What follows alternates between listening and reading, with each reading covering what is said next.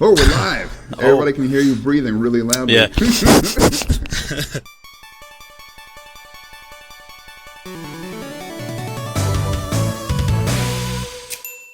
Welcome to QGX Academy, building and managing an esports team. I am, I guess, your host, the Geeky Amreeki. I'm a YouTuber and nerd, and I play the games and stuff. That's pretty much it. I'm, a filmmaker. But what's more important, obviously, is our man Jeff Simpkins, the managing director of Barrage ESports, one of the biggest and best in the UK. So I'm going to let him do his intro. So basically we're Barrage. We are, as you said, one of the leading teams in the UK, especially in the north. A lot of the bigger teams, there's only two real big teams in the UK, and that's Excel and Fnatic, which I'm sure most people have heard of. And they're based down south, and then in the north, there's that's our space. That's where we are. Currently, we just compete in League of Legends. That's all we're competing in right now, but we are looking to expand into other esports, which we're hopefully going to be announcing in the next couple of weeks or so. So yeah, interesting times for sure.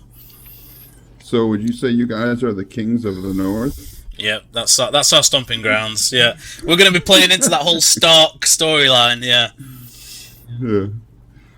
All right. So what actually got you into the business, or I say it's a business of esports? Yeah, I kind of fell into it. It was completely by accident, really. I fell in love with a game called Rainbow Six Siege at EGX in Birmingham. It was really weird. Like the first time they showed the game, it was in alpha, and they had it all casted and everything at EGX. It was really cool, and I just fell in love with the game. Started playing it competitively. And it got to the point where I realised actually there's people that are a lot better at this than me, and so I kind of subbed myself out of my own team and started managing it. And from there it just kind of progressed really, and I fell into management. Yeah, so started with Siege, Overwatch, and a little bit of Hearthstone as well. And then I had the opportunity to take over Barrage, which was already established slightly. It had kind of been around for a year, 18 months, and yeah, I just taken that over in 2016 and gone from there. And here I am. So how did you guys make the jump from Siege to League? I don't know really. It's an interesting one. We've been through a load of esports, so Call of Duty, Hearthstone, League, Rocket League, all sorts of different esports. But we saw an opportunity with Riot and what they were doing with the UK League about probably 18 months ago now, and I guess the sustainability that it provided for us as a team because of the support that they were putting into it, it was just a no-brainer from a business standpoint, and we obviously had very good management in place to deal with that area. Froomey, who's our Richard Froome, who's our sort of in charge of the league project, is excellent. So it was just a no-brainer. That's cool. Real quick before we move on, everybody who's here, of course, welcome. Thank you for joining us. Make sure you guys are asking questions. If you look down right there, it says ask a question. So put your questions in there, and then you guys can actually upvote the questions you like the most, and that'll help us, pick, because there might be so many questions it'll be hard to choose the ones. We also have a few polls down there. Make sure you answer the polls so we can kind of get an idea of who's done what esports wise. All right, so you go on to manage Barrage. What kind of training did you have as a manager? Not a great deal. So I'd done some leadership type things outside of esports. Obviously there's very little courses or training wise to do with esports even still, and I think some of the ones that we already have in the UK anyway, maybe not fit for purpose at the moment. So there isn't really a lot of training that you can do that is specifically related to esports. So I guess just general leadership and management courses, anything along those lines is kind of the next best thing really. But that's it for me. That's all I had. All right. So when it comes to managing this team and the athletes and that kind of stuff, one, what is your style? Because there's 4 kind of basic management styles. And then what's the day like actually being the ringleader of this esports circus? Ringleader's a good word, yeah. It's interesting. I think my day to day has changed now. So when I first started, it involved me dealing with the teams quite a lot and having to, be involved in the booking of training sessions and organising coaching staff and disputes between players and stuff. And I think as we've grown, that is no longer my role, and that's sort of like the individual team managers' roles now that look after those teams.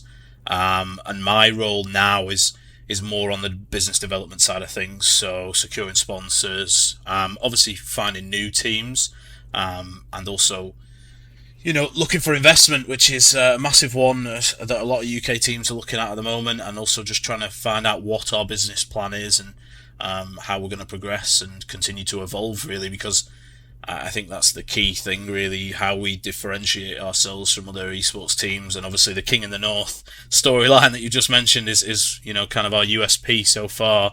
So yeah, it's very different depending on your role, really, but my role has changed greatly in the last couple of years just because of the staff that we've brought on internally. Yeah. So, like with the advent of the Overwatch League, you had all of these NBA and NFL team leaders say, wait a second, this might be good for us financially because it's the biggest entertainment thing in the world. And they're finally realizing that. So, is it the same in the UK or like a lot of... Not really. I think we're a little bit behind in that respect. I think North America's obviously run away with it.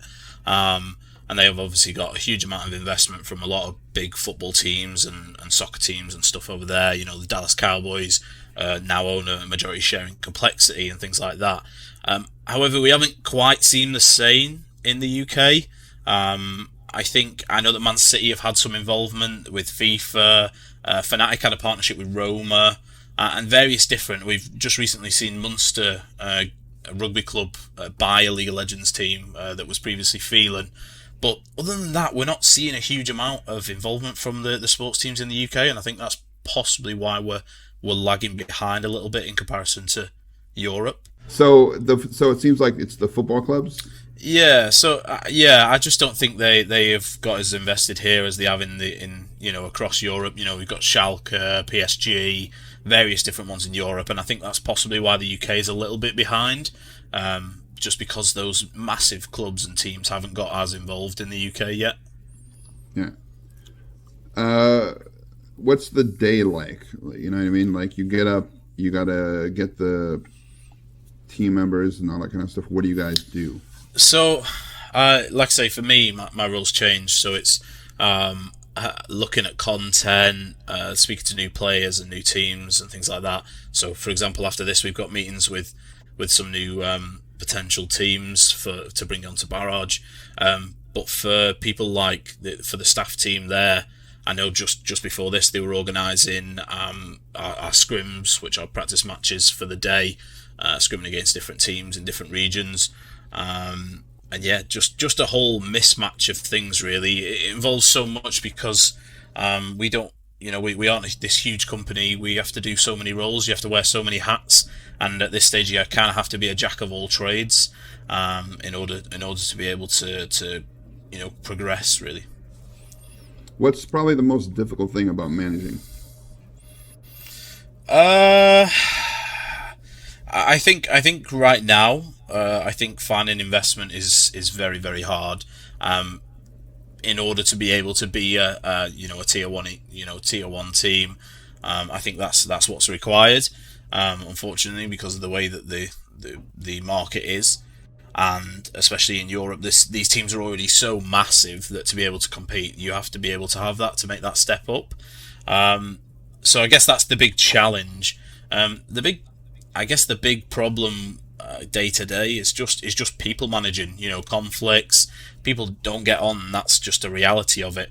I think we've done some really interesting work with sort of personality testing and things like that in the last couple of seasons, which has really actually helped and almost identified issues that we've got amongst the team before they've even become issues, which has been really interesting. But yeah, just general people management is, I guess, one of the biggest things that you have to try and solve across the whole time. Yeah, I think that really goes on with not just esports, but just Yeah, teams in general. Like when for I sure. was a firefighter in the Air Force, and I was the battalion chief, so I was in charge of all of the crews and everything else. So I knew I could only put certain like civilian contractor guys with certain military guys, or else they'd fight, or if they got on a call, they would like clash over who's going to make entry, that kind of stuff. So that Okay. took a while to like get to know them and I guess make the best teams possible for the best crews and that kind of stuff. And yeah, Yeah, definitely. a lot of personality stuff and a lot of conflict management. Sometimes gentle punishment. I think you said before as well, like about management styles. I think it's about knowing when to use what style as well. So sometimes I think it's important, to have that sort of arm around the shoulder, like "come on, it'll be all right" kind of vibe, and then other Yeah, times, yeah, people need to be told that wasn't good enough. And it's about mixing the two, really blending them so that it just works. yeah. So do you guys are you regimented as far as like the schedule of the players and stuff? Yeah, so we plan sort of in 2 week blocks, certainly for our league team anyway. So they plan ahead for 2 weeks when we're going to practice, when our competitive games are, when we're going to do things like video reviews of previous games. We do things like meditation sessions, all sorts of various different things. Yeah, throughout the week, and those are booked kind of 2 weeks in advance so that everyone knows what's expected of them, I guess. Well, you said that you guys the hardest part is finding investment, but I think obviously COVID is a really crappy thing. It's ruined a Yeah. lot of lives and stuff like that. But it seems in some ways it's helped esports a lot.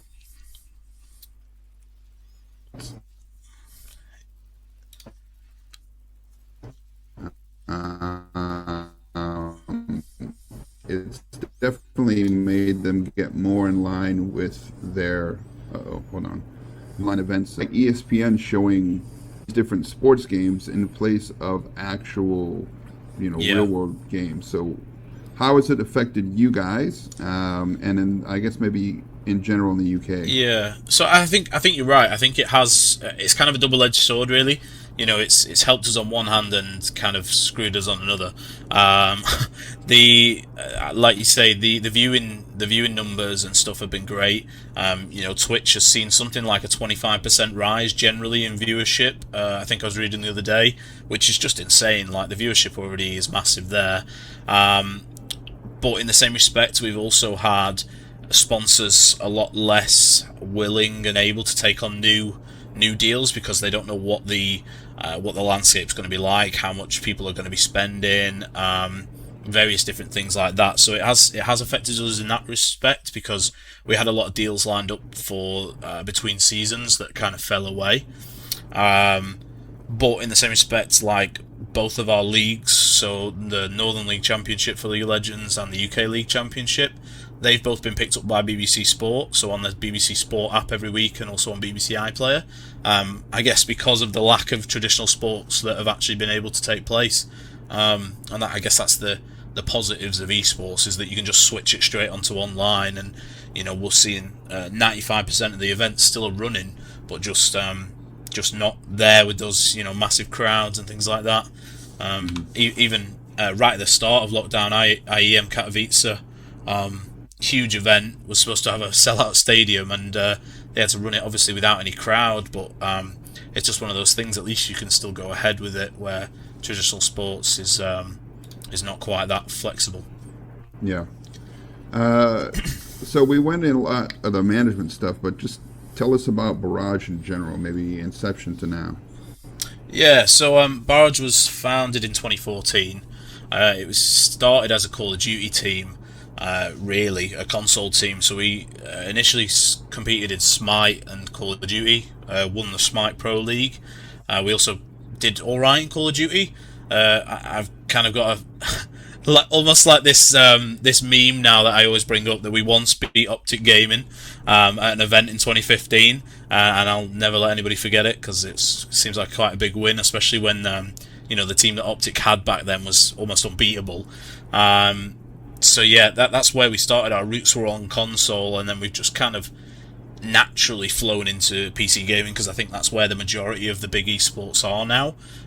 There's a few exceptions, of course. Call of Duty still having the the Call of Duty World League now, which is obviously huge. But yeah, we kind of just flowed into that pattern. Rocket League was one of the first ones. Hearthstone, we were a top 10 team in the world at one point, and yeah, we just flowed into that space really, and for some reason ended up in League of Legends just because of the opportunity that it presented at the time. All right, cool. So basically, you guys now are a big fish in a small pond in your area, which leads me to our next guest. Is IA Plays, Ibrahim. Hopefully, he'll be popping up here in a second. What have you guys been doing since Corona happened? Literally just business as usual, to be honest, for us. I guess the only difference is we couldn't do things like media days and stuff like that. Here he is now. Ibrahim's here. But yeah, business as usual, really. Just same stuff, but online, and just having to adjust our plans slightly to suit. So Ibrahim, most people are. Hey man, how are you? So most people are going to know you as IA Plays. Why don't you explain what that is and how you went from just a kid who likes to play games to being one of the biggest gamers, like with a media presence in Qatar? I guess I'll just start from the beginning. First off, my name is Ibrahim, as you all know already. I started my journey in the gaming world like a couple of years ago when I started playing Minecraft, just like not on esports at all. And as my passion for that game grew, I started my own YouTube channel. I uploaded like educational Minecraft content there. I kept grinding for like a couple of years, and now I have like over 200,000 subscribers. This is where like I started my game. I was like super young, and this was like the only game that I was like really in love with. And I just showed my love for that game by just making videos about it. So this is like where I started in gaming. I ventured into the world of esports like a couple of like community initiatives introduced me to the competitive Overwatch scene in Qatar. I admire the competitive aspect of gaming, and this is where I decided to put in the hours and become a professional Overwatch player. And surprisingly, I had a very successful run. After my entry into esports, I got to work with many parties to organize and host esports events, and that extremely helped me in expanding my knowledge and experience in esports. I'm also a graduate of the UCI's esports management program, and I'm currently the CEO of SNRG Esports. Nice. So did all of this stuff happen before or after I met you at the Street Fighter tournament? So yeah, you already know about my YouTube thing when I met you, but no, Synergy it started at Smash Brothers. My bad. Yeah, that was the tournament. But my Synergy, the whole Synergy thing, started after that. It was actually the beginning of this year. This is where it all started. It went really fast then. Yeah, I mean, I guess staying at home and during these times really helped. I got to be very productive and got a lot of things done. So that class must have worked. Exactly. All right. So what has been like your best experience so far with getting Synergy going and stuff? So I guess let me just talk about Synergy. But it's like a multi-gaming esports organization in Qatar. It's still new. It was established at the beginning of this year, and I guess we're aiming to conquer the Middle Eastern esports scene. We have a lot of teams and players that are super passionate about this, and we're like supporting them as much as we possibly can. A lot of people don't understand the actual meaning of the word synergy, but it's the creation of a whole that is greater than the sum of its parts. So yeah, I guess we believe that our passionate teams and players like has synergy, and this is like a part of their strongest points. So what do you think it is that actually gives you guys this great synergy? To be honest, I feel like because most of the guys that we're working with and that are in our teams right now are all friends, and they were already playing together, but they never truly got to, I guess, experience the competitive sides of esports and joining tournaments and stuff. I feel like if we're comparing the scene here in Qatar to like, I don't know, Europe or America, the scene is like super underdeveloped, and we're still growing and rising. That's why I feel like with Synergy, this is what we're trying to do. We're just trying to get the people that are really trying to grow and get better and provide them with all of the support that they could possibly get to become something one day and properly represent this country and this region. Yeah, I think over here, and not just Qatar, but in the GCC in general, there's tons of like these small scenes, like the fight games and the Smash guys and all this kind of stuff. It's just a matter of bringing them all together, starting teams, trying to get them more active. So, what have you been doing towards that? I feel like because there's like a lot of people that are into this, like with us, because we're kind of trying to like learn as much as we can, trying to be knowledgeable about it and even educate people about it. So I feel like what we're trying to do is, with our knowledge and our experience that we got, is to get these individuals and just show them the way, you know, because most of them don't even know about many of the main things that's happening in esports. We had a lot of like really talented and successful players that like never really got into playing tournaments or whatever it is. They were just playing casually alone or with their friends, but they never wanted to take that step and just make it something that they can possibly one day make their career or make money out of. What's been the hardest thing about it? I believe the hardest part was actually finding these players, because I mean, we have a couple of tournaments happening every once in a while here in Qatar, but they're not as many. So since there isn't like a clear outlet for people to showcase their skills and talent, it took us a lot of time to find these people. But I feel like what helped us to actually find these talented players is just connecting with the gaming communities here and just try to find the ones that are really trying to improve and make the most out of it. So yeah, I guess the hardest part is actually finding the players that are passionate, because even most of them weren't even streaming, or there wasn't a clear way for us to find these players. So yeah, I guess that was the hardest part for us so far. Any advice from you to Ibrahim about? Yeah, I think anyone in the scene has such an opportunity, because you're almost creating the scene there, and I don't think it's unfair to say that it's a little bit behind at the moment, and just generally as a region, and there's such an opportunity there to be like the ones to lay the foundations for everyone else, and represent the region as a whole. It's a really cool opportunity.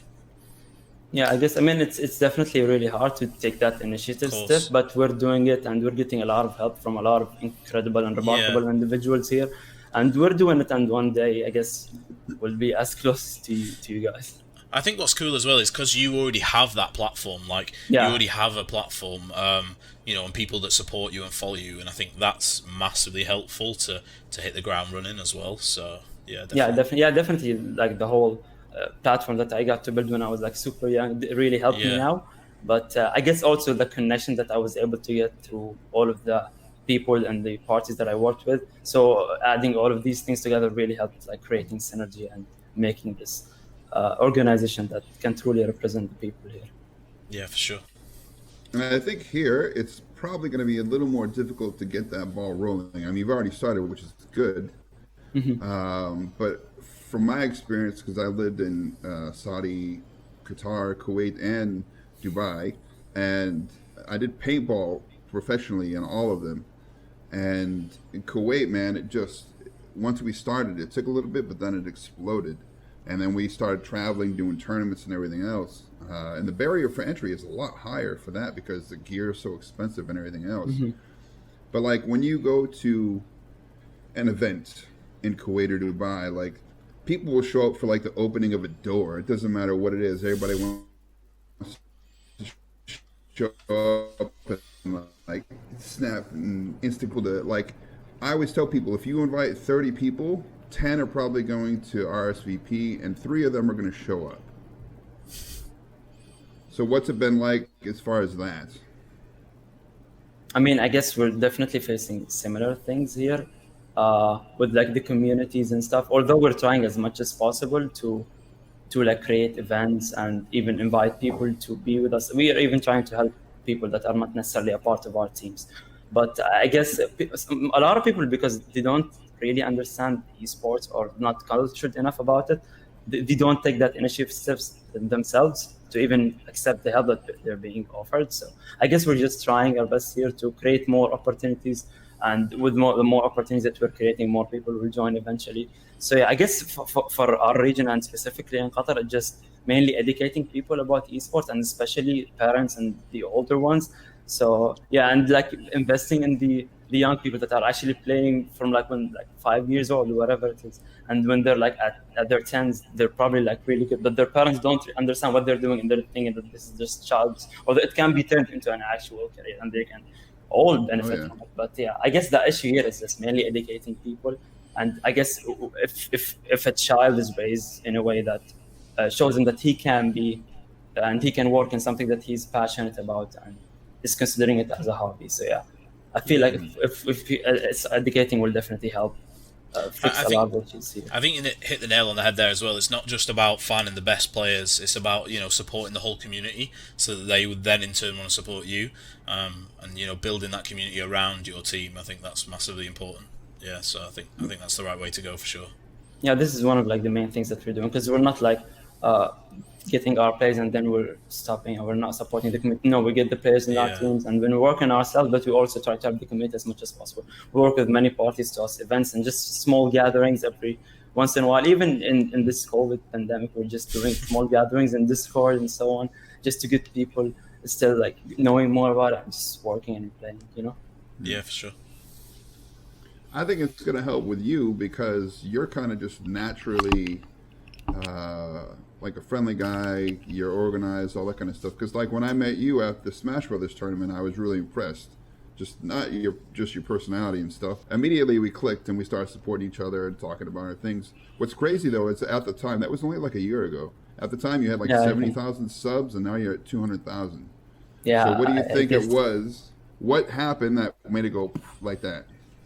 I don't think I had a moment where I exploded. I guess it was consistency mainly, although I wasn't able to like focus on my like content creation as much when I started SNRG. But when I was like not doing SNRG things, I was just trying to push as much content as I possibly can. And I guess I was making content that wasn't really made in the, I guess, Arab YouTube scene. So that I guess that's why many people liked it and watched it. So I guess that's why I have what I have, and I'm thankful for it, of course. Oh, okay. All right, we're going to do the Q&A soon, so I want to get two final things from you guys. First, you, Jeff, advice for anybody who is interested in esports and wants to kind of go forward, whether it be starting like a group or a community for a certain game or actually trying to get a team going. Just general advice. Be patient. It doesn't happen overnight.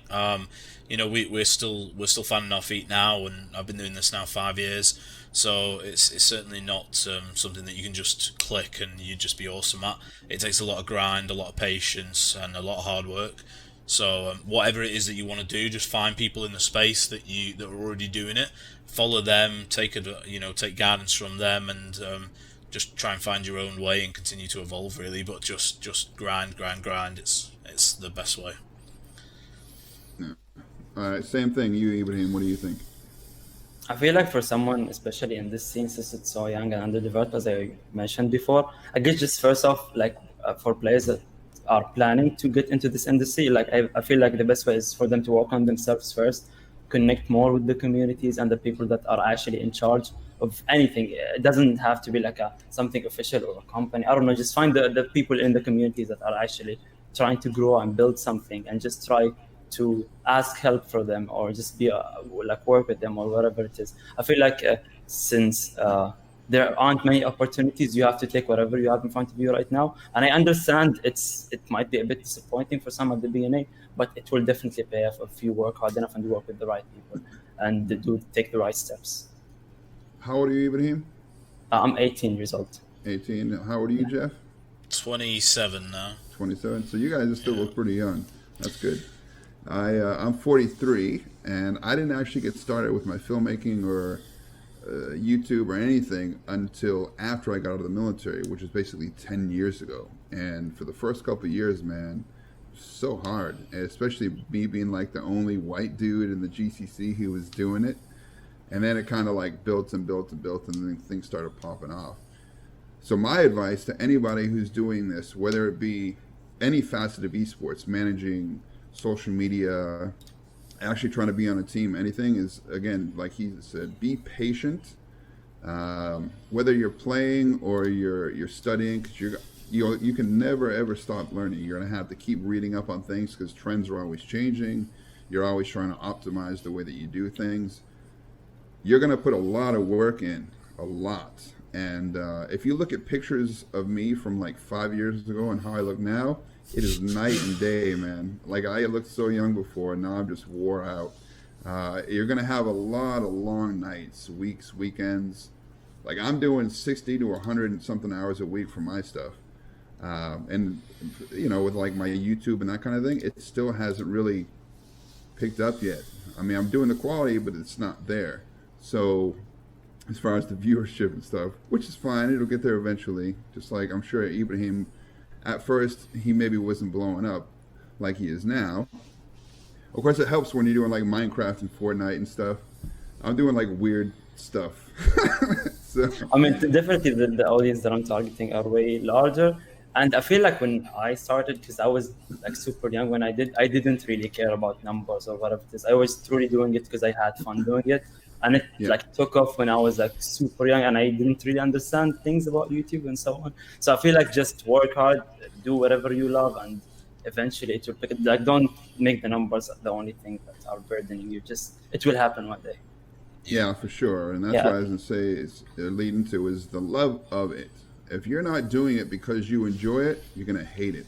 Because there's that whole saying, like, it doesn't feel like work if you're doing what you love.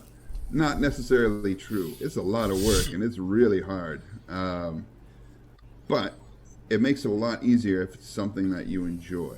You know what I mean? So if there's like, like look at Ninja or whatever.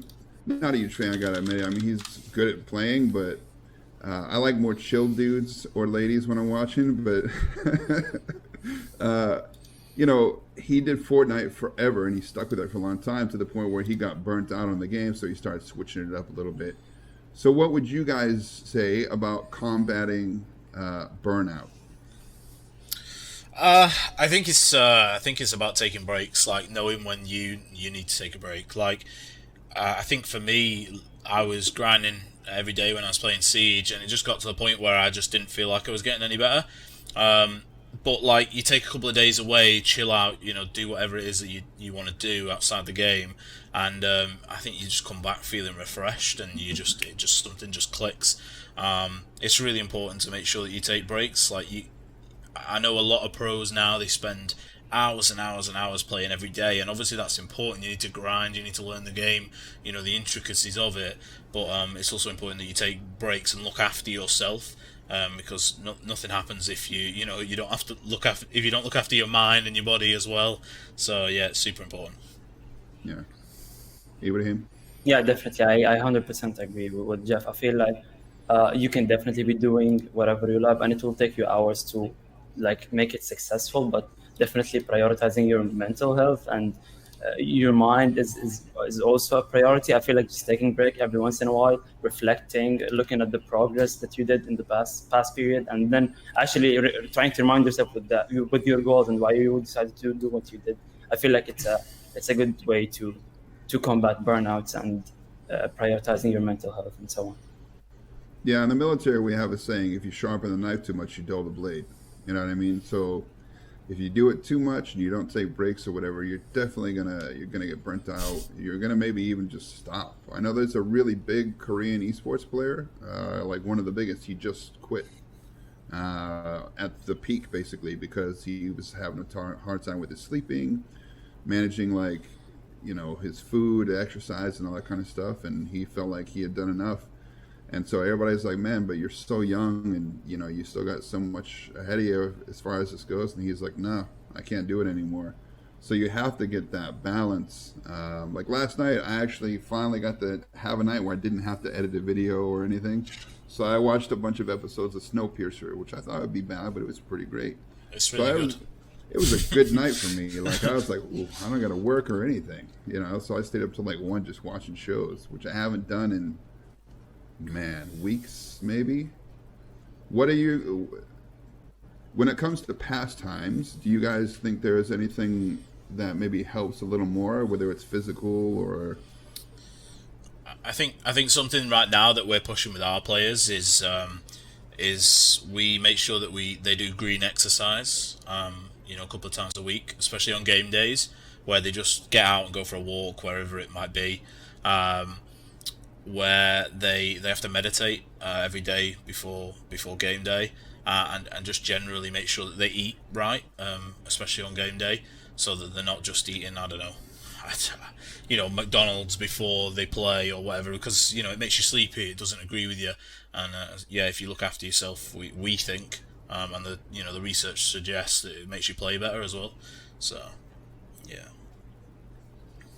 Yeah, I feel like for us, because our situation is a bit different, so we normally just train and like participate in tournaments and so on. But I feel like for us, like as the leaders of SNRG, we just try to like place breaks in our like schedule, in our monthly schedule, to make sure that players are taking break, whether they like it or not, I guess. Yeah. So like we have a couple of tournaments like this month, but we're making sure to have like a 2 weeks break after, just to make sure that everyone is like taking a break and taking a rest. And yeah, I think it'd be really hard to exercise outside in Qatar as well. It's like 50 degrees yeah, there at no, the moment, that's right? that's another an option here. So it's all in home. Yeah.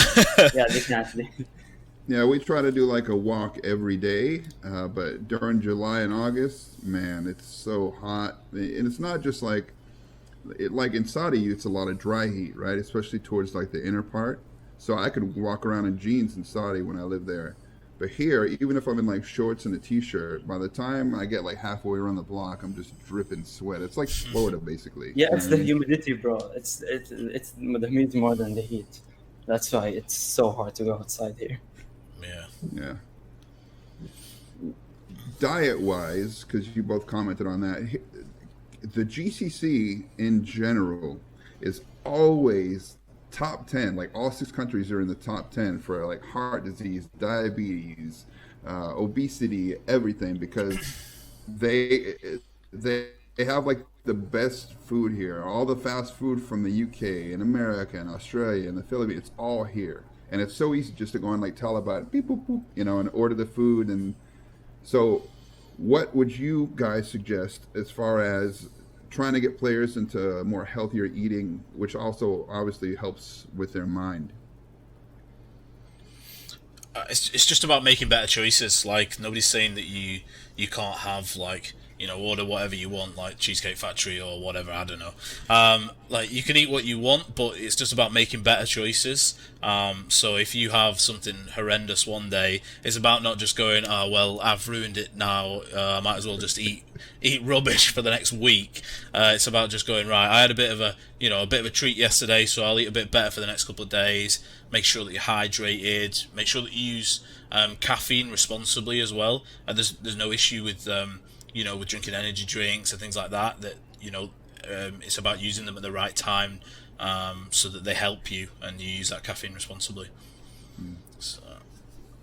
Yeah, I feel like on the point of the GCC, I mean, I feel like if the lifestyle here is like a bit different, and that's why there's like a lot of people eating and just getting a bit obese. But I feel like, especially for esports players, since we are sitting on our chairs like for hours, so I feel like it's the player's responsibility to make sure that he have a proper like health diet and fix his lifestyle in a way that benefits his body and his like career in general. So yeah, definitely. Fixing your lifestyle will definitely help in you making someone like a successful player. Yeah. Sure. Jeff, do you do any content creation kind of stuff? Not like personally. So I stream on Twitch occasionally, but it's always from the Barrage account. I don't personally like make any content outside of that, unless it's like being in part of our YouTube content or something like that. I know that me and Richard from our league staff recently filmed a bit of a sketch, but we decided to cut it and use it next season. So I do bits and pieces for that, but nothing really other than that. Yeah. Okay, Ibrahim, obviously you're doing Minecraft videos, but what else do you do?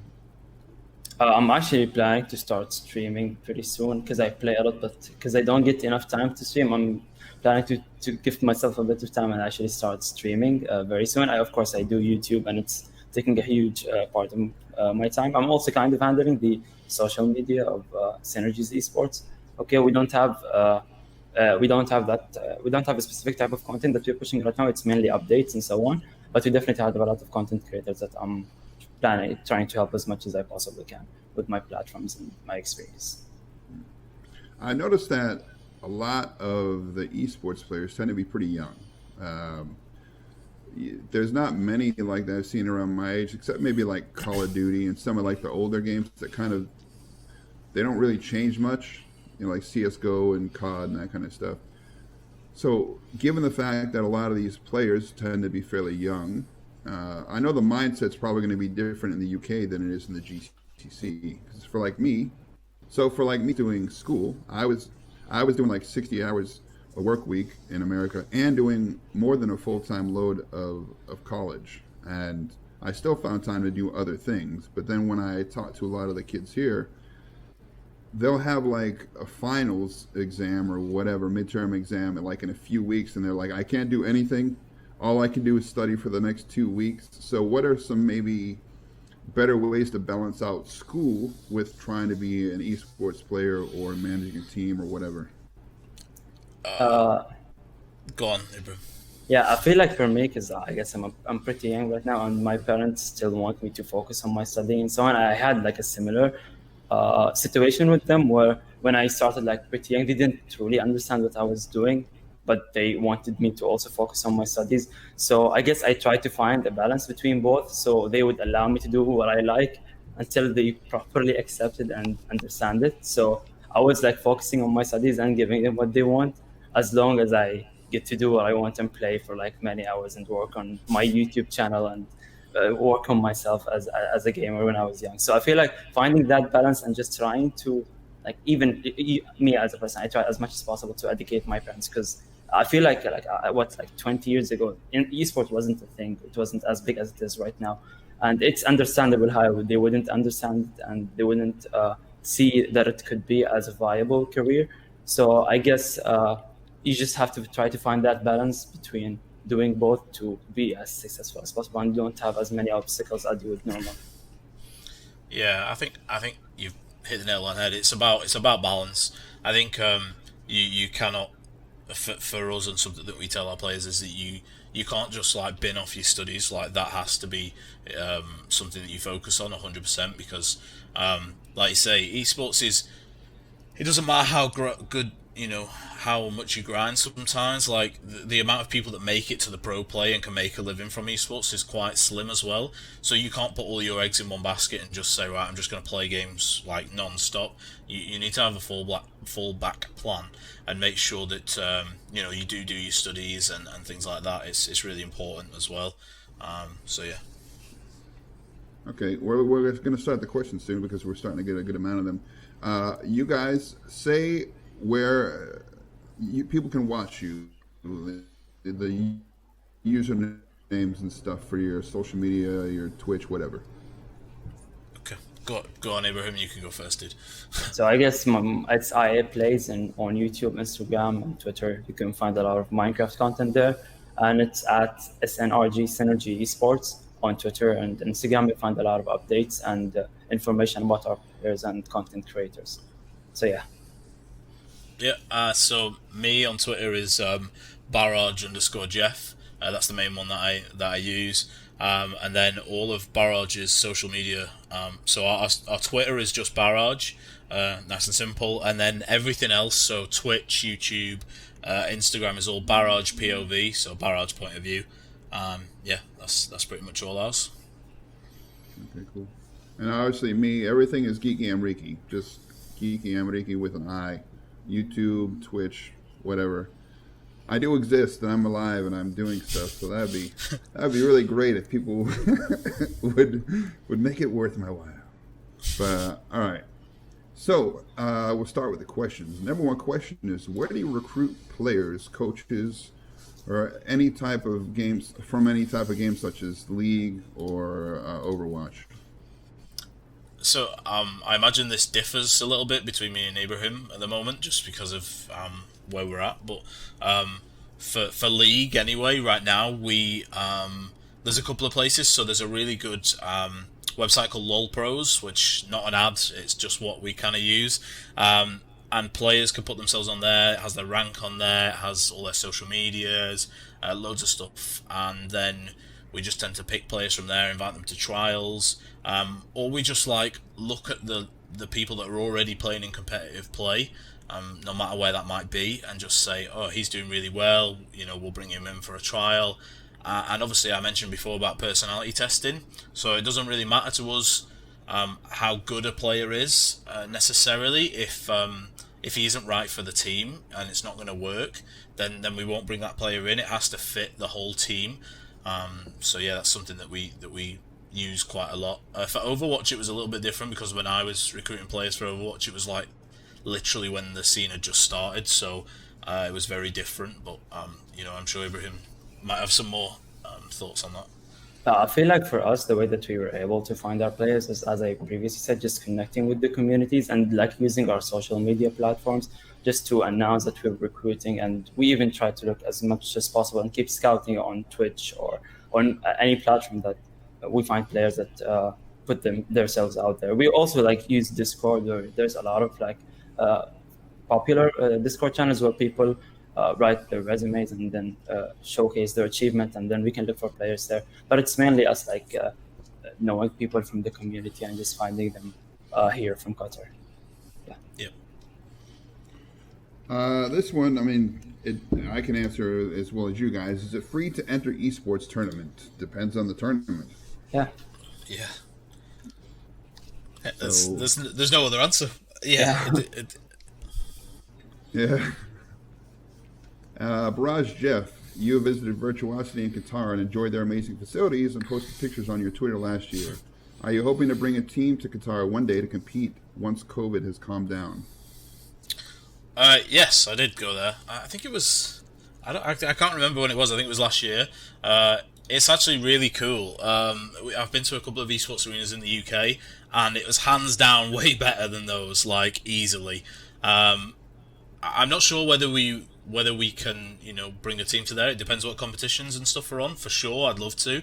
And if we did, that would be one place that we would definitely like come and boot camp at, because the rooms, like individual team rooms, they were all the computers are down the side, and then they had the TV for like VOD review and stuff like that. So yeah, the facilities were really good there. So yeah, for sure. Yeah, this is where Tim and I met. So yeah. Oh right, okay. Yeah. Abraham, are you guys looking to try to, once obviously Corona is over with in about a year, realistically, what are you guys looking to do? We're currently working on a couple of rosters behind the scenes, and to be honest, we're not waiting until COVID is over to like recruit people.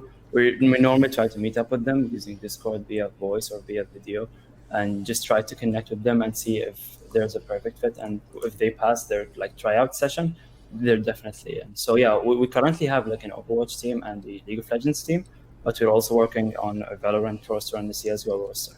So yeah, because when we were recruiting and finding players, we announced it on our social media and many people applied. So this is, I guess, how is our tryout sessions. So yeah, I feel like if a player is willing to join us and has something to say, he can definitely reach out and we can see what he got, and if he's a perfect fit to the team, then he's welcome to join us. Okay. Well, I'm saying, like, are you guys eyeing trying to go to actual international events?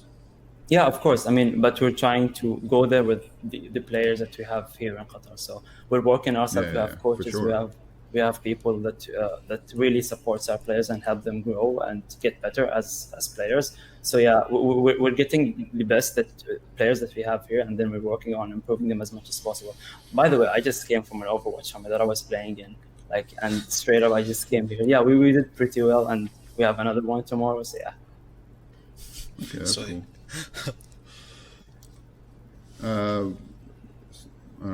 Is something to say, Jeff? No. I was just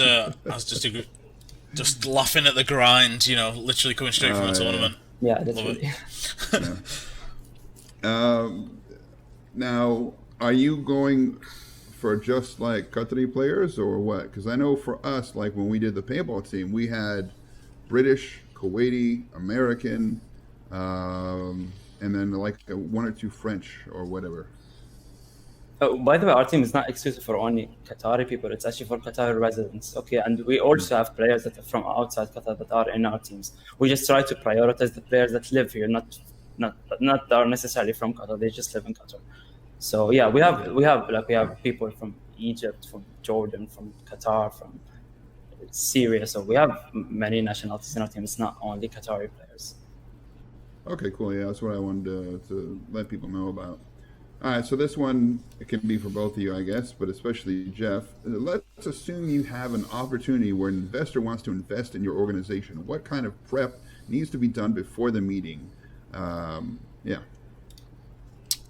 So for us, it's about making sure that our business plan is nailed on. We know exactly what we want, and what we're going to do with that money.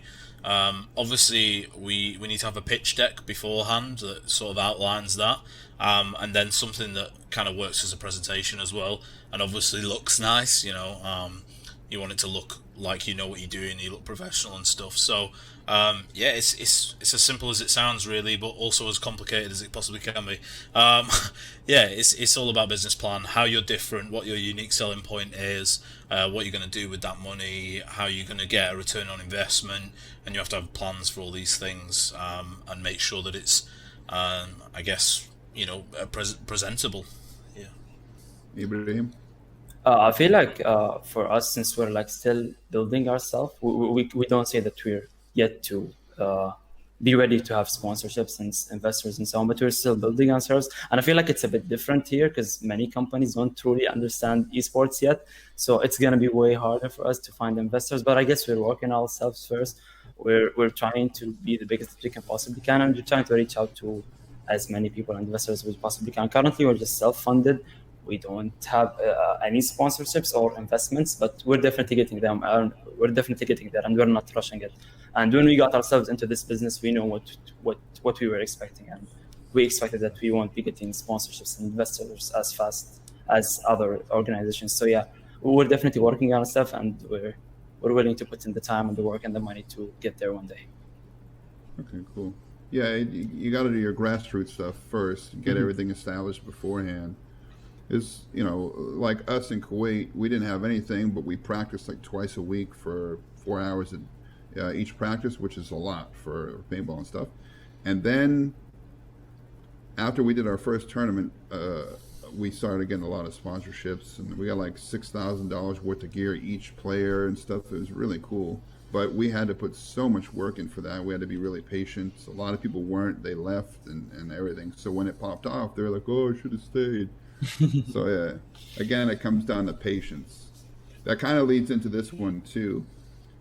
Nord wants to know, can you suggest how the kids who are interested can become an esports team leader?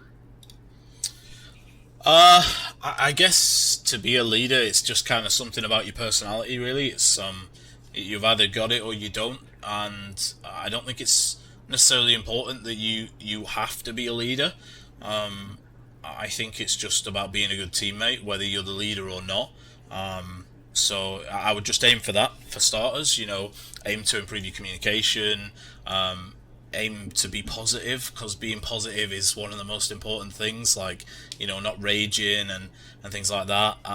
Yeah, I think it's just about being a good teammate, and then whether you've got leadership skills is just kind of a natural thing, and you'll find out or you won't. But I don't think that's something that's majorly important. It's just you'll just figure that out. Yeah, I definitely agree with Jeff. I don't feel like it's necessarily for everyone to be a leader. I feel like if you're interested in this industry, I just try to get involved with it and then try to find your place in it. If you fit to be a leader, then I guess go for it and work on yourselves and be the one that's holding everything when things go down. So yeah, I feel like there's a lot of things and responsibilities a leader have, but I feel like not everyone is necessarily has what it takes, and I guess that's completely fine. It's not like you always have to aim for that. I guess find yourself and find where you fit in this industry, because this is where you will truly shine and grow. Yeah. A lot of times, in my experience, and this is like being a leader in life or death situations and everything else, the people who get into something because they want to be a leader usually are the people who make the worst leaders, because they wanted that control, that power, and that kind of stuff. It's the people who kind of like just gradually work their way up naturally through the ranks, or it just comes out. Like maybe there's 5 people on a team, you guys always play together, and there's one certain player who like calls the plays and that kind of stuff. That person kind of by default, is the leader. There's a saying that some military people had, which was leadership, not likership. So really stupid sounding saying, but that was their way of saying, I'm going to be a leader, and I don't care if you like me or not. But I don't think that's necessarily true. You can definitely be a leader and do it with finesse. Like Jeff said, there's certain players or whatever, you need to talk to a certain way. Like for me, somebody takes me aside, talks to me, I'm good. But if they like call me out on something in front of everybody, I'm probably going to go on the defensive, or I'm going to clap back, or whatever. You know what I mean? It just depends on the situation. So yeah, as far as leadership, it's going to be more of a natural fit than anything. At least a good leader. All right. What can Barrage Esports as an organization be considered? An organization focused on winning only, or something more involved into content creation? I think for us, it's more a community than anything. Obviously, I think there's so many different facets of what an esports organization is. On one hand, you have your esports teams, and then we have our community creators and our streamers. Our content creators and our streamers, and then we also have like merchandise, and there's so many different things to it that I think it would be really hard to say this is what we want to do. We want to build a really good community. We want to have teams that community can get behind and support. But our number one goal is not to take over the world and win everything right now, because we're kind of realistic about where we are. That we a lot of these things require a lot of money, and there's huge teams that have very deep pockets. So if we went in with that goal, it wouldn't be achievable. So right now we're just building up our community, building up our fan base, and trying to entertain and be an underdog, really. I think our last season was a prime example of that. We were very much considered an underdog, and we took it to Fnatic and Excel in the UK, and really tested them, and that's what we want to continue to do for now, is really put the pressure on the big boys and let them know we're here, and then we'll just build up from there. What about SNRG? I feel like here in SNRG we don't consider winning as the only sign of success. I feel like we're focused more on progressing and growing and building our organization. We're currently focused on many different aspects. Of course, playing as teams, and then content creation, and we're connecting with the communities and trying to host events and gatherings. So yeah, I feel like winning tournaments is mainly seen as the only way to be something and become successful. But to be honest, it's not always the case. I feel like, as Jeff said, you don't have to be the best organization out there. If you're truly just achieving your vision and working towards the things that you have set for yourself, and you're actually doing it, then I guess that's the sign of the success, and that's a good way to show that you're actually doing it well. Yeah, for me, whether it's streamers or esports or even professional teams, whether it was paintball or football, not soccer football, gridiron football. I like football, okay, soccer. It's just not my thing as much because I'm an American. We do. In America, soccer is where you take your daughter after school, mostly. Now, I'm not saying soccer's bad. It's amazing if you have the right teams, like Liverpool. Anyway, for me, when I would watch certain teams, it wasn't about if they won or lost. I would be really happy when they won, but it was more about the players, the personalities, their presentation, the brand. Because you can be a diehard fan for a team that almost never wins. Yeah, for sure. I don't know what that was. Anyway. Do better players have certain common personality traits? No, basically. We liked a different a mixture of personality, basically. We split them up, and then we want a mixture of personalities. So they're split up into colours.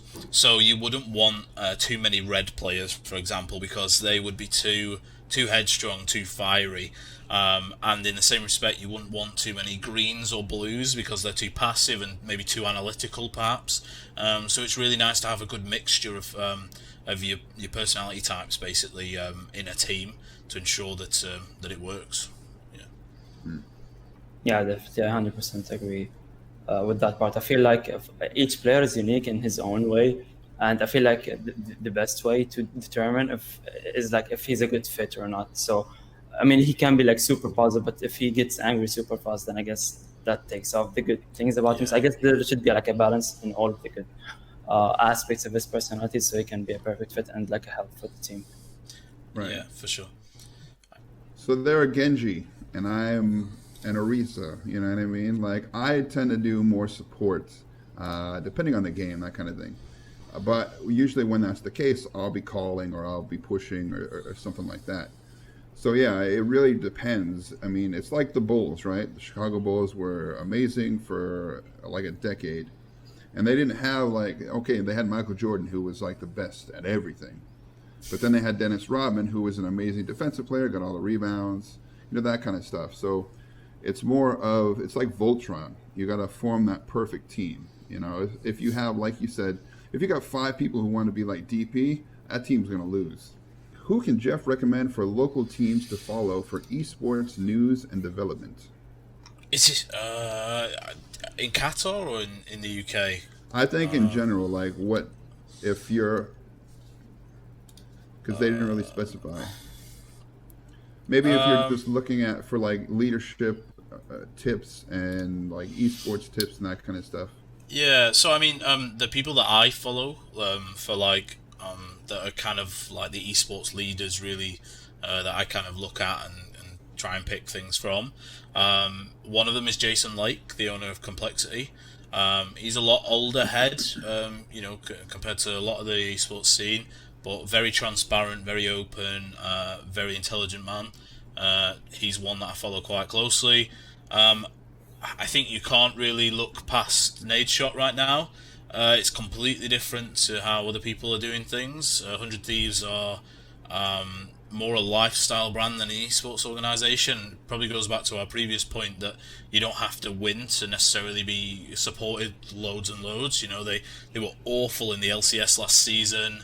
So he's got very different style, and their content is amazing. So I think between the two, Jason Lake, Nade Shot, very different styles, but I guess it's best to look across the board as well and look at what various different people are doing. Those are two that I follow quite closely, I guess. Also Steve Hanset, the owner of Team Liquid as well. Ibrahim? I feel like if anyone is like looking for educational content, I feel like he has to like first find which organization like truly represents them and he likes their vision and whatever they're working on. So like for me, I like similar to the example that Jeff mentioned about 100 Thieves.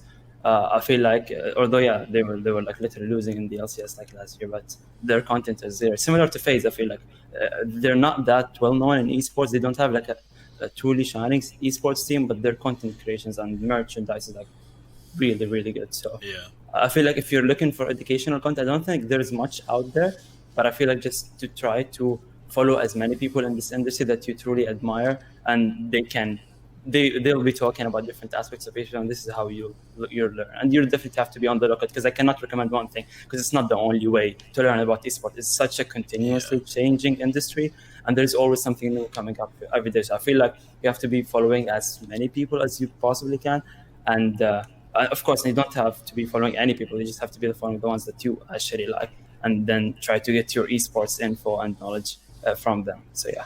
I think actually it's important to follow people you don't like, because even if you pick things that you don't like and you don't want to do, like you can still learn from the things you don't like as well as the things you do. So yeah, just follow a whole bunch of people.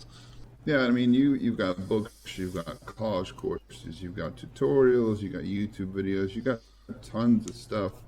You basically, if you really want to learn stuff, you have to make an effort and seek this stuff out and see how you can grow, what you're good at already, and how to expand, because It's like when I started filmmaking, I only had 2 classes: a basic editing that was actually taught on Movie Maker in my college, and then cinematography, which was very basic. So I had to learn everything on my own. So I asked tons and tons of questions from other filmmakers, other editors. So that's a big thing, is even if you're not following a bunch of people, if you know somebody's involved with certain things, don't be afraid to ask them questions, and do it to the point where like you kind of start to annoy them and then back off. That's what I did with a couple of certain filmmakers, and they helped me out a lot. And I found out I was doing a bunch of stuff wrong and everything. So seek it out and then talk to the people that you think could help you out. I think if you're just looking at the question again, like if you're looking just for esports news generally, one that's massively helpful is Esports Insider. They're also doing, I think coming up in summer, they've got a whole day that's like dedicated to sort of the GCC region as well. So yeah, that'll probably be good to have a look at. Yeah, and even Tim, you mentioned taking like courses about esports. For me, I took an esports management course from a university in America. It's called the University of California, Irvine. To be honest, it was like a really helpful course that really helped me like learn a lot of things about the management side of esports, and like really helped me be able to do what I do in SNRG right now. So I guess, yeah, I can recommend that. Yeah, I'll probably take that. I didn't know about it until I saw it in the profile that they sent me. I was like, whoa, that's cool. So not even specifically because I'm going to go out and try to lead an esports team. I mean, like Store 974, we're trying to get one going for Overwatch or whatever. So, it's about trying to just know the environment better and just have the knowledge of it, even if you're not in a leadership position. And if you're just trying to be on the come up, And speaking of Overwatch, where are you playing the tournaments for Overwatch in Qatar? For us, there aren't as many Overwatch tournaments this year. We had like a lot of tournaments last year, and they were all like local, and we had to go to venues to play in them. But currently, we're only playing like online tournaments. So we just played in the Open Division. It's like an official Tier 3 tournament from Blizzard.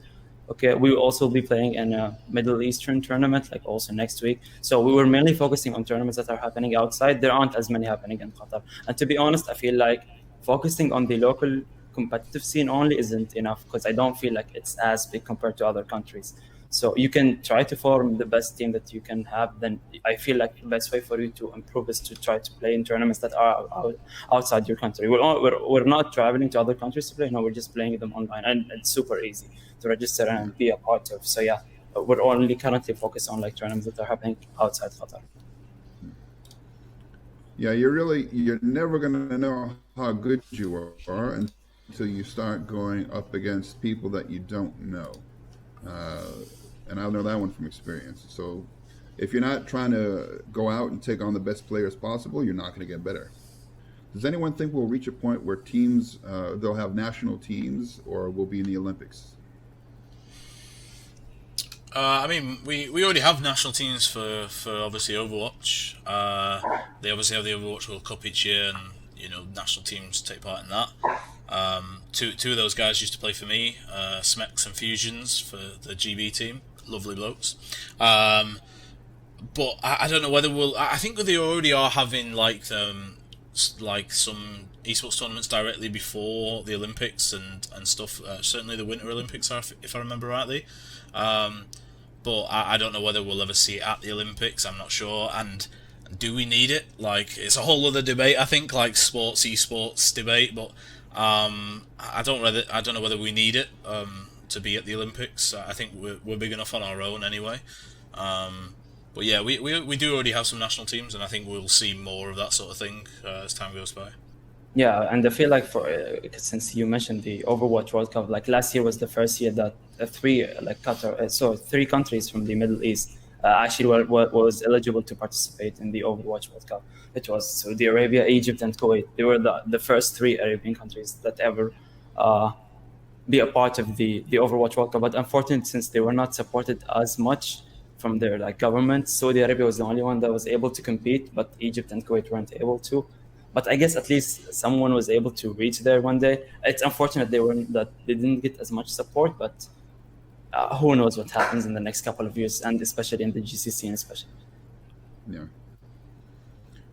This one can be for Jeff, but also you, Ibrahim. How do you deal with players' frustrations? Uh, it depends what the frustration is, I guess. But it depends. If it's like a team environment type of thing, then it depends how the other, how the other players are feeling about it. It really depends on the situation. But something that we've done last week with our academy team, for example, is we were having a really rough time in game, and we just got everyone in a call and had a really open and transparent conversation and let everyone air their frustrations.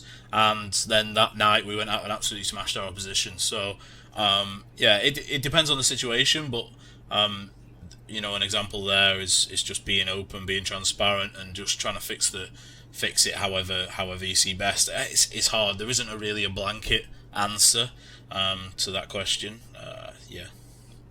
Yeah, I definitely agree with Jeff. Since I'm also a part of like our Overwatch team, we faced like this issue like a million times. So really, our only way to like tackle it was just making open meetings where everyone is talking and then getting their frustration out, as you literally said. And it's really helpful. Like we could be training forever and we can be getting as good as we possibly can, but we're not. But if we're not like ready mentally to handle like stress and like defeat and whatever it is, we won't be able to win. So yeah, we'll just try to do as much of these open meetings where everyone is talking and getting their stuff out there, and it's really helpful. I guess recommend everyone to do it if they're a part of any team. It doesn't even have to be in esports. Yeah. Now, when you guys have these group meetings, which are basically kind of like group therapy, how do you go about with, okay, it's this person's turn to talk? Do you have like a stick, or what do you do? I think for us anyway, somebody just leads it. So like Freemi, our League of Legends manager, he led the conversation and then just directed each person to speak at once, and then just not allow one another to, not allow them to talk over one another and stuff, and just respect each other's, space to talk, I guess. Yeah, we're definitely following a similar approach. We try to have like preset points to make sure that we're discussing in that meeting, and then we just let everyone talk in order and get their stuff out there without like any interruption or any confusion.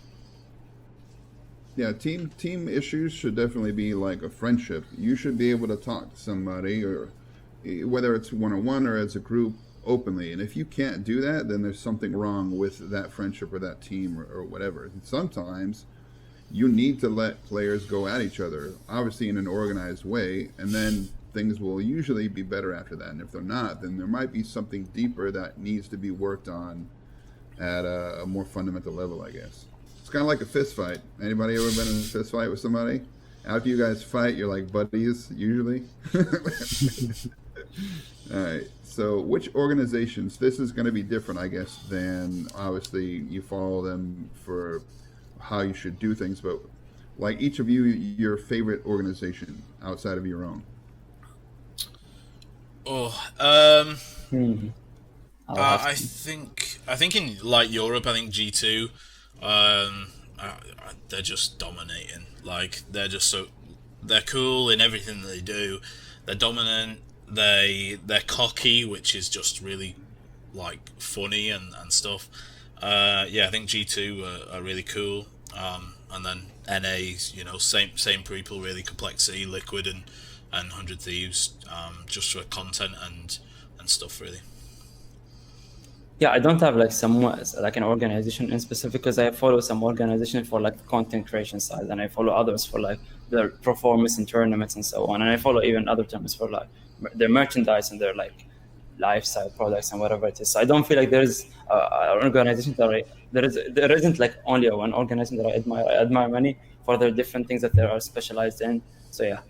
Does a team need multiple analysts and coaches to improve as individual players or all together? If yes, where are you able to get the needed staff as a rising organization?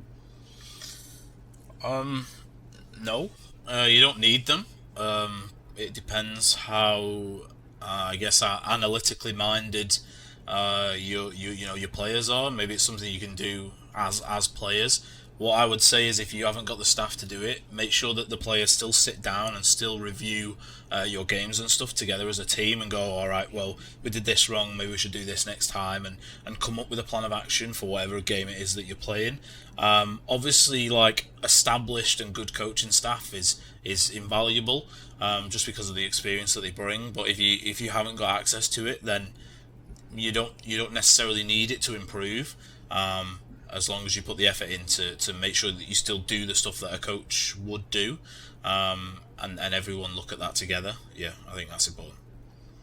Yeah, I can definitely relate, because, like, for example, our Overwatch team has like 2 coaches actually that helps this team improve, and they do the reviews, and they normally tell the players how to what's like the most effective way to fix their play style and so on. But for example, our League of Legends team, they don't have a coach, I say, or an analyst, so they're all just grouping up together and just reviewing their gameplay, because I guess they might not have the knowledge of a coach, but if they're all like seeing a specific gameplay from like 5 different perspectives, then they would definitely find out what's wrong and what should be done to have like a better performance next time. So yeah, definitely having coaches is like crucial. But if that was not the case, then you guys or any team can still like do it without it.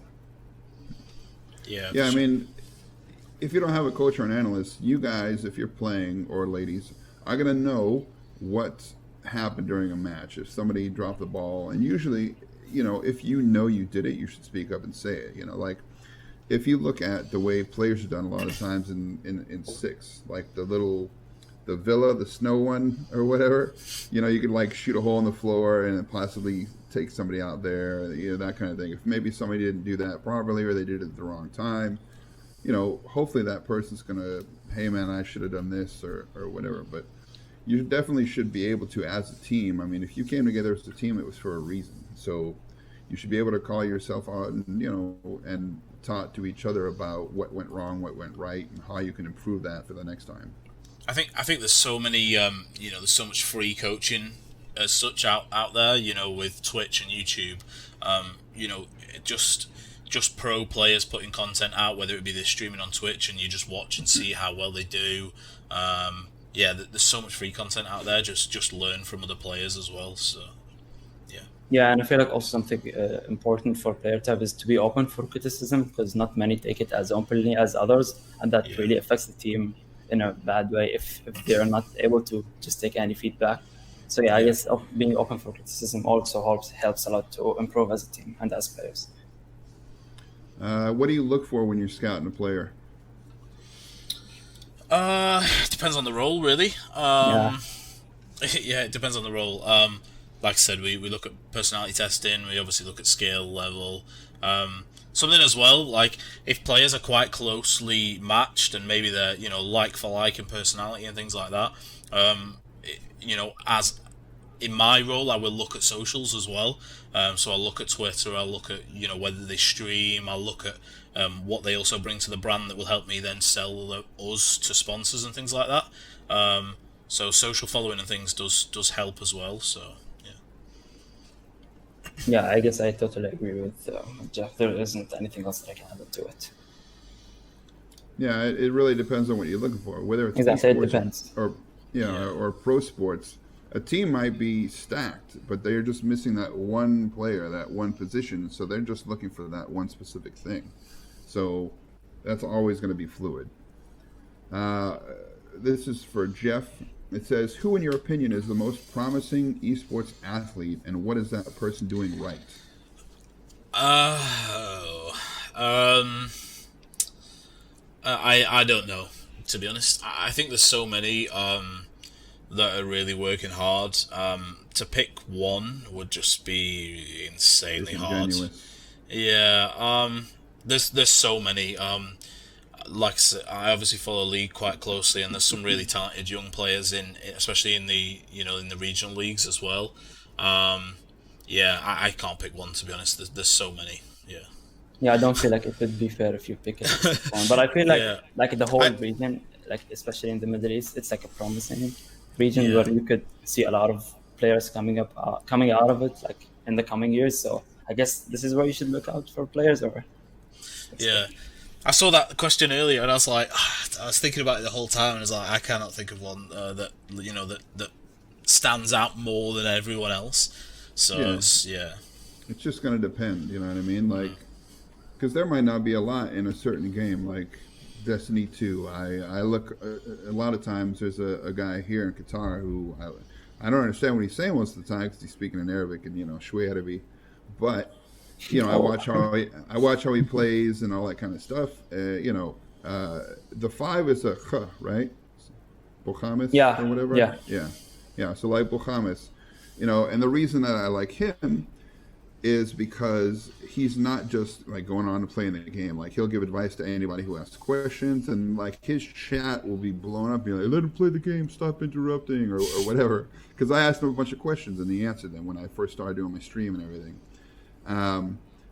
But he also started a petition to Bungie about getting more support for the Arab players. And that's a big thing because a lot of these publishers and developers don't realize how massive the player base for pretty much any game or company is here in the GCC.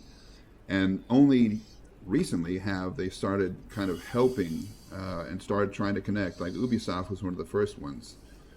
So maybe what should companies look at for doing regionally, whether it be for esports or players in general? I think Riot are probably the best example of how to run esports, regardless of the region. I think the regional leagues that they run across Europe are insanely well supported. North America, they're kind of letting themselves down with a little bit with the amateur and semi-pro scene, but just making sure that it's even across the board really, and that all your players are catered for. I guess it's very hard because there's so many areas, and you have to have so many different servers, and then all your broadcasting dates and everything. I think it's super hard, but just ensuring that there is something to cater for everyone, I guess, and allowing everyone to have a platform to kind of succeed on. I don't know, it's difficult. Mm-hmm. Yeah, I feel like Jeff would be like more knowledgeable about this topic than me, to be honest. So, yeah. Ibrahim, what about you? As far as you never know, there might be somebody from a company's social media or marketing team or whatever who ends up seeing this. What do you want to tell them about, like, the Arab players and player support and stuff? I feel like, to be honest, like a lot of people are missing out on them, and I understand why that is happening. But I feel like if they were provided with opportunities and chances to lack of investments or whatever it is, people will definitely make sure that they have invested their places in the right place. I feel like for us, we're just trying our best to get the best players and work on our content creation and build our organization in the best way that we possibly can, in a way that I guess follows standards of other like well-known and big esports organization. And hopefully when we achieve that one day, we will be able to get sponsorships and investments and show them why is it a good place to invest their money in. Yeah, and hopefully they'll start investing in local servers. Yeah, I mean, a couple of companies are, but not all of them. So yeah, for example, Blizzard. Very little. Yeah, they're very little. Yeah, I guess. Blizzard and Riot, I think, have like in Saudi or something like that, but that's it. Like EA, almost everybody else is like Germany and stuff, which really sucks for us because you get like a 200 ping. Anyway. Yeah, but I guess lately companies are finally realizing that it's a good market to invest into, and we're getting we got like an Overwatch server in the Middle East. That is located in the Bahrain. Yeah, it's just way better. Valorant is like a new game by Riot. They're also promising to provide like ME servers. So yeah, I guess we're just fun. Yeah, it's pretty funny. I played it today. I've been playing it a lot recently as well. Yeah. Streaming or being a pro player? I think it should be both, but in terms of revenue, like it depends what game you're playing. Like if you play Dota and you're going to win the international, then pro player because you'll win millions of dollars. But otherwise, to be honest, like I think you should do both. Like and I think even I stress to our players all the time how important streaming is because. As we talked about just before, being a pro player, you get to a certain age, and then perhaps your reactions aren't as sharp or whatever it might be. Whereas if you've already built up a fan base and built up a streamer base, people will come and watch you, and you can still earn revenue and make a living from it after you're a pro player. So both if you can. If not, streaming is very lucrative. We're seeing that Ninja is the prime example, of course. Halo Pro didn't really do much in Halo, and then all of a sudden popped off in Fortnite and is a multi-millionaire now. So, yeah. Yeah, I definitely encourage pro players to have their own platforms. But I feel like even if you're not necessarily a pro player, you can still be streaming, because many people are known for just being entertaining and fun to watch, rather than providing that top tier gameplay. So I feel like whether you're a pro player or not, I guess streaming is definitely a good way to build yourself as a player and as a fan. Yeah, I agree. Even if you're on pro team or not, man, you should be getting yourself out there with your social media and your streaming and stuff, because that might lead to you getting onto a team or something like that. Because if people don't know you exist, how is it going to happen? All right. For Jeff, when it comes to return of investment, can you give us examples of it that can be represented to those investors? So for us, there's various ROI sources. So depending on the esport that you're in, you can get in-game items and stuff that you can sell and get a revenue cut from that, from the publisher. Obviously your merchandise, whether it be jerseys or stickers or just casual apparel, whatever it might be. We are looking at a couple of other revenue sources that I don't want to talk about now, because I don't want to give the game away too much, that I don't think other people are looking at. But obviously streaming, YouTube, there's obviously money to be earned there. Advertising, sponsorship is still the big one, because that's just where the majority of money comes from. I think as an organisation, if you're looking to get your ROI from prize pool, that is not where it is, because as an org, you don't get money from prize pool really. Something like 80% of it probably goes to the players, which again, if you win the international, it's not a bad chunk of money, but otherwise, 20% of a prize pool you can't live on, you can't pay your staff. So yeah, there's numerous ROI sources, but you've just got to be intelligent about them and make sure that you invest in those in order to get your money back. I feel like, to be honest, I didn't have as much experience with investors and sponsorship, since we're still a rising esports organization. But I guess the info that Jeff provided was really helpful, and I guess it would be for us too. Yeah, you guys might not be getting the investorship, but you have a plan, and it's like an octopus. You have the 8 legs, and they all have to be doing something to try to catch whatever it is. You know what I mean? So it's not hedging your bets. It's just getting the most exposure that you can. I've had people ask me when I'm going to do merch, and I'm like, bro, I don't even have enough people watching to know that I exist, much less, make merch. You know what I mean? But once you do get stuff going, you want to make shirts, headbands, whatever, I don't know, whatever you want to feel like doing. And it depends on what you like to do and stuff too. Maybe you have the team has, a logo or a mascot or something, and they can make that into a stuffed animal or wallpapers, anything. It could be whatever. So if you're not trying to do everything you can to get your name out there, you're going to have a harder time getting investors and even just fans and stuff. What is the biggest mistake you've made that others should avoid? I think a general question. Yeah, I think trying to do too much is probably the biggest mistake. I think we initially we were in so many different esports at once, and we were just burning cash here, there, and everywhere. And then about 18 months ago, we just focused down onto a couple of things that we were really good at. We put a lot into our content creation, and we fully invested into League. So yeah, I think trying to do too much, and also for me personally, trying to do too much rather than trying to delegate and get people to actually help you and stuff. I think that's it's really hard to let go of control sometimes to allow people to to play with your creation as well. So yeah, I think that's the biggest problem, or the biggest issue I've had anyway. Yeah, I feel like for us, since like we have started like pretty recently, we haven't had any like major ones. We're definitely learning along the way, and I feel like although I might have many mistakes that I would suggest people to avoid, I feel like it would be best for people to find out for themselves and like see what's best for them. Because my mistakes might not happen to you, or my situation might not apply to you specifically. So I feel like just try to experience, find yourself either as a player, as a team, as an organization, and you'll figure things out along the way if you're doing things the right way. Yeah, I think there's an expression: fail fast, learn fast. So yeah, I think that very much applies to esports. Yeah.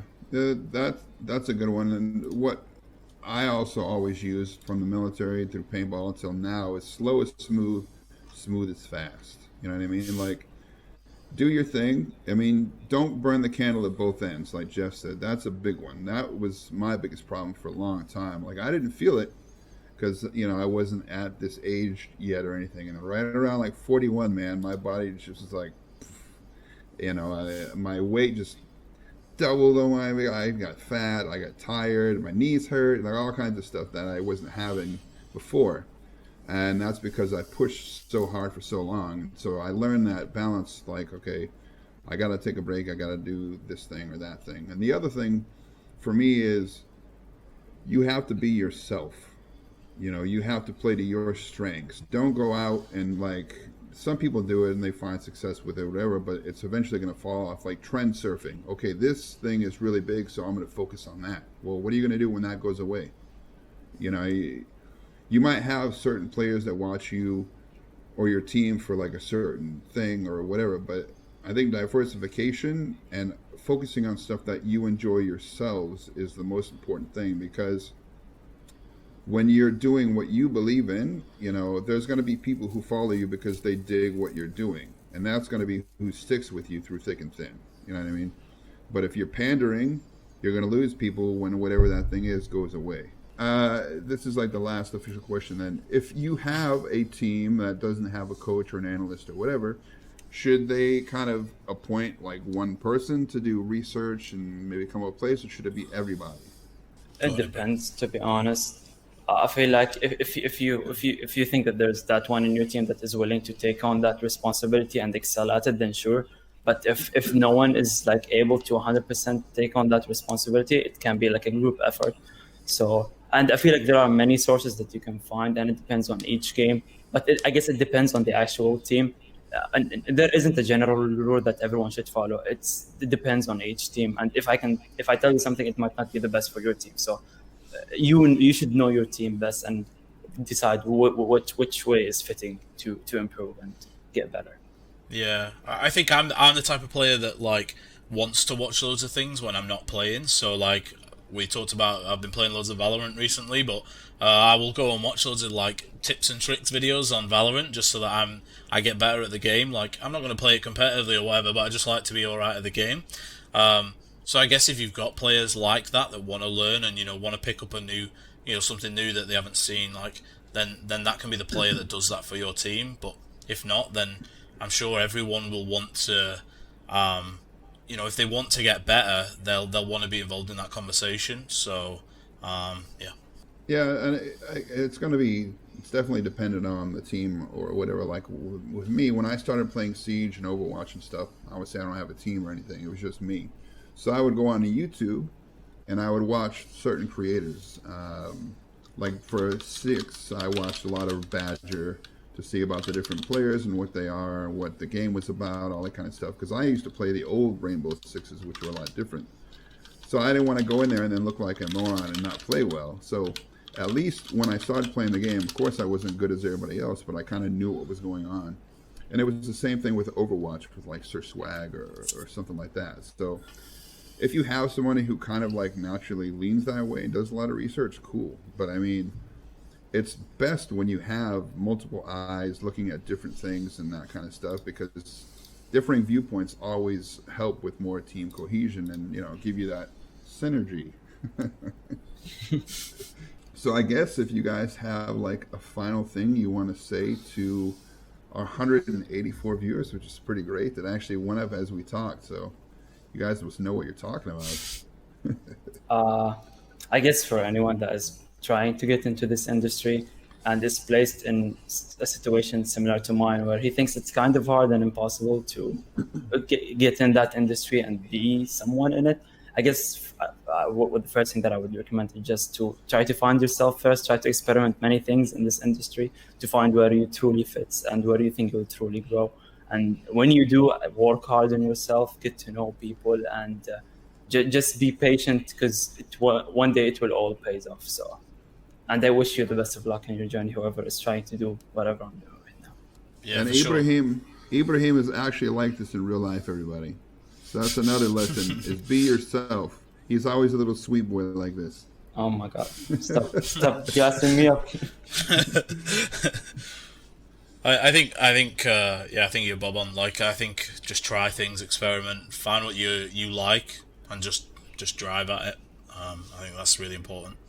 Yeah, and if you ever want help, like, you know, me and Ibrahim's DMs, I think, are pretty much always open. So, like, just message us, and we'll be happy to help if we can. So yeah. It depends on if he's studying. I learned that. Well, I mean, it could be a hurdle, but I can overcome it. So I really can too. So.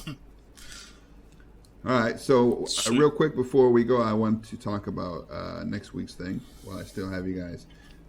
So next week we're going to be doing Discovering Tabletop, actually painting the miniatures and the maps and stuff like that, which I'm pretty interested in, and I think that's going to be pretty cool. And I know it's getting bigger, actually. All that stuff is happening more. Gamers are starting to get more into like D&D and Warhammer and vice versa, which I think is great. Like playing The Last of Us 2 or 3 times when I was running through these cities and stuff. You go into these comic shops and there's like Warhammer tables with the characters and stuff, which is pretty neat. So anyway, next week we're going to have Rick Anke from Rick Rolls America, and he's going to show how to like paint the pewter figures and all that kind of stuff. And he's going to talk about the games themselves, and more pointedly, he's going to be talking about the game that is based off of the Song of Ice, Fire and Ice, or whatever, which obviously is Game of Thrones, the books, not the show, which ended incredibly bad, and I'm still mad about. I agree. They pulled a Dexter, but whatever, I digress. So he's going to be showing all that kind of stuff. Now, Rick is a retired Navy corpsman, a former roadie for Five Finger Death Punch, and he does a lot of other stuff. Wow, I mean, that's pretty similar to me. I was Air Force, I was a firefighter and a medic, and I actually made a video with Five Finger Death Punch in Kuwait. Pretty neat. So anyway, you guys make sure you sign up for that one. It's going to be pretty interesting. Do either of you guys, have you done tabletop, or do you play tabletop? I used to get the Lord of the Rings magazines and paint those ones, but not for a long while, to be fair. But yeah, I used to. Yeah, for me, I haven't even got to try it, but I will after watching next week. Sign up. Yeah. So yeah, I just want to say thank you guys. I really appreciate you joining. I was glad I was able to join this week, that my internet worked unlike last week, so I'm excited for that. But anybody, real quick, do you guys want to say anything to our hosts or our guests? Again, obviously, these sessions would not be possible without Qatar Gaming Expo. The QGX Academy is brought to us by Qatar Gaming Expo, which they're doing a lot, considering what's going on with Corona and that kind of thing, so I'm thankful for that. And that's why I'm doing these things with them and supporting, because they're trying to do something for gamers, which I think is important. And they're not doing it in like, how can I benefit off of the trend? They're doing it because they love it. It's like 6 gamers that just got together and did this thing. So I want to say a big shout out to QGX. So sorry. Yeah. Thanks to QGX for having us.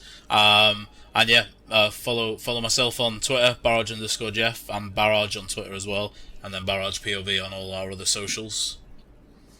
Yeah, thanks QGX for the opportunity, and I'm glad that I've got to know you, Jeff. Make sure to check out SNRG ESports and all of the social media, and that's it. So I guess that's it. Thanks everybody. Love you, and see you next time.